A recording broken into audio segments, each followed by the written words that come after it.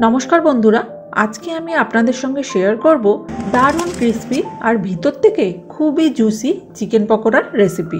और ये चिकेन पकोड़ा कत सहजे और कत कम समय बानानो जाए सेटाई आज के भिडियोते आपनादेरके देखाबो। चलुन ताहले देरी ना करे शुरू करा जाक। चिकेन पकोड़ा बानाबार जोन्नो आमी एखाने 250 ग्रामेर मतो चिकेन निये नियेछि और चिकेनटाके भालो करे धुए जल झरिये रेखेछि।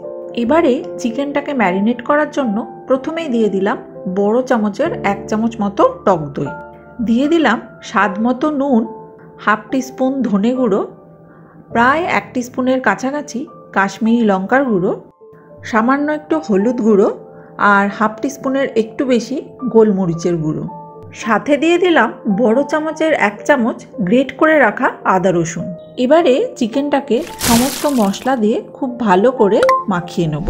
एखाने आदा रसुनटा पेस्ट करार बदले ग्रेट करे दिलेई खेते बेशी टेस्टी लागबे।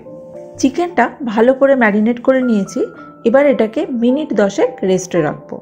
10 मिनिट पर फिरे एलाम।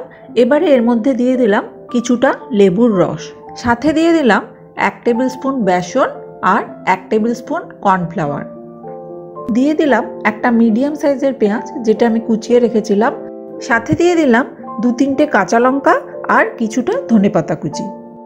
एखन समस्त उपकरण दिए चिकेनटाके खूब भालो करे मेखे निते हबे। एई क्षेत्रे यदि चिकेनटा एकटु ड्राई मने हय ताहले हातेर छिटे दिए सामान्य एकटु जल एर मध्य दिते पारेन, तबे सेटा किन्तु खूबई अल्प। एकदम शेषे दिए दिलाम किछुटा कसूरी मेथी। एबार कसूरी मेथिटाकेও खूब भालो करे चिकेनेर साथे माखिए नेब।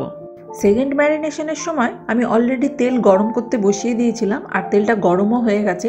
এবার আমি একে একে কড়ার মধ্যে চিকেনের টুকরোগুলো ছাড়তে থাকবো।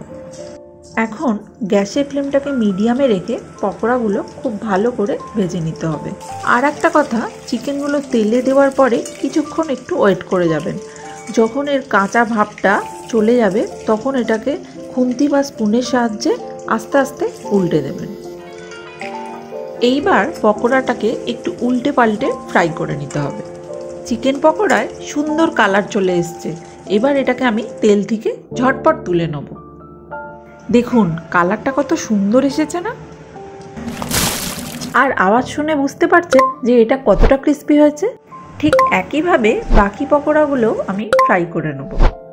সমস্ত পকোড়া আমি রেডি করে নিয়েছি। এবার এটাকে গরম গরম সার্ভ করার পালা। সন্ধেবেলা চা বা কফির সাথে কিংবা বাড়িতে গেস্ট এলে মাত্র 15 থেকে 20 মিনিটে এইভাবেই পকোড়া বানিয়ে ফেলুন। বাচ্চা থেকে বড় সবাই পছন্দ করবে।